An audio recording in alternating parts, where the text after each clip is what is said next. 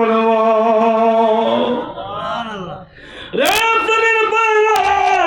এই জন্য আমি আপনি যে দুনিয়ার জমিন দেখবার ছিলাম না, এখন আছি, কিছুদিন পরে থাকবো না। এই দুনিয়ার জমিন থেকে কি নিয়ে যাব? আমি আপনি এখন সব বেলা শেষ, আমি আপনি তওবা করে যাইতে হবে, বেগুনাহ মাসুম হয়ে যাইতে হবে। এই জন্য আল্লাহ তাআলা বলেন ফাকুল তুস্তাগফিরু রাব্বাকুম ইন্নাহু কানা গফফারা। ওই সারাদিন যাওয়ার পরে ওই সুবে কাঁধে যখন আরম্ভ হয়ে যায়, তখন আমি আপনার মালিক চৌটা আসমানে সেটাকে আল্লাহ কে আছো? এমন কেউ আসনি রে? আমি আল্লাহর দরবারে চাইবা, আমি আল্লাহর দরবারে চাইতে দেরি, আমি আল্লাহ তোমার মনের বাঞ্ছনা পুরা করতে দেরি না। ওই মাদ্রাসাতে আপনি রেখে গেলেন, ওই মাদ্রাসাতে একটা হাফেজ বানাইলেন। আপনি যেদিন চলে যাবেন, আপনার ডানের কাছে বৈশা, আপনার শিয়রের কাছে বৈশা তিলাওয়াত করবে। তিলাওয়াত, তিলাওয়াত কি তিলাওয়াত? নয়দিন পড়বো, পারিব না এ কথাটি বলিও না, কেন পারিবা না তাহা ভাবো একবার। না, কি তিলাওয়াত করবো? কুরআন। ইয়াসিন ওয়াল কুরআনিল হাকীম।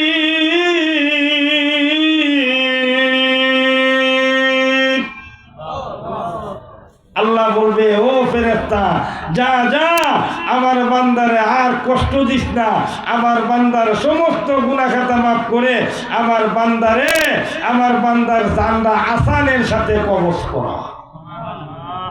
এই যে মাদ্রাসা করলেন, এই যে মাদ্রাসা কইরা গেলেন, আপনাদের আগে যারা ছিল তারা চলে গেছে, আপনারা কি থাকবেন না? আপনারাও যাইতে হবে।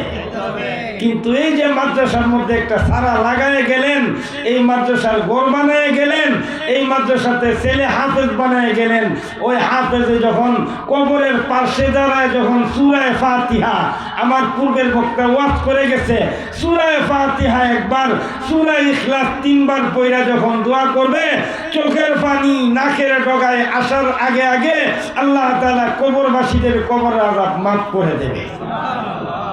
তাইলে লাভ হইল না লস হইল? এই মাদ্রাসাটা কইরা তো আপনার একবার লসের মধ্যে পড়ে গেছেন। এরপরে আল্লাহ ডাক দিব, হাসরের দিন আল্লাহ ডাক দিব। কইতাম নি? কইলাই? আল্লাহ বলেন মা কিদিন ফিহি আবাদা ওয়া ইউযিরু قالوا اتخذ الله ولدا। যাও তোমার মধ্যে 10 জন, যেই 10 জনের উপরে জাহান্নাম ওয়াজিব, ওই 10 জনকে জাহান্নাম থেকে বাইচা বাইচা জান্নাতে নেওয়ার অনুমতি আমি আল্লাহ তাআলা দিয়া দিলাম। কারে দিব? হাফেজ রে, আলেম রে কইব বিগাইরি হিসাব, ও আলেম যাও, তোমাকে তোমার যা ইচ্ছা তা নিয়ে তুমি জাহান্নাম থেকে বাঁচা বাঁচা তুমি জান্নাতে নেওয়ার অনুমতি আমি আল্লাহ তাআলা তোমার দিয়া দিলাম। ও প্রাণের ভাইরা, এই যে তওবা করবেন, এই তওবা করলে আল্লাহর কাছে মাফ পাইবেন। আপনি যখন তওবা করবেন, তওবা করার মতো, তখন একটা নবজাত শিশু দুনিয়াতে জন্মাইলে যেমন বেগুনা, কি বলেন, এই যে একটা শিশু জন্মাইছে, এটা কোনো আগুন চিনে? পানি চিনে? ঠিক তদ্রুপ ভাবে আপনাকেও ওই নবজাত শিশুর মতো আল্লাহ তাআলা বানিয়ে দেবে। আত্তাইবু মিনাজ যাম কামাল্লা জামবালা, ওই রকম নবজাত শিশুর মতো আল্লাহ তাআলা আপনাকে বানিয়ে দিবে, তাইলে লাভ হইল না লস হইল? এক মহিলা তার জীবনে শুধু বেশ্যাগিরি করতেন, তার কাজে ছিল খারাপ কাজ করা। এখন সে খারাপ কাজ করে একদিন আসতেছে, নদীর পাড়ে দিয়ে আসতেছে, কুয়ার পাড়ে দিয়া আইসা দেখে একটা কুকুর, ওই কুকুরটা নদীর পাড়ে দাঁড়ায় দাঁড়ায় কি করতেছে, হাবুডুবু খাইতেছে পানি খাওয়ার লাইগা।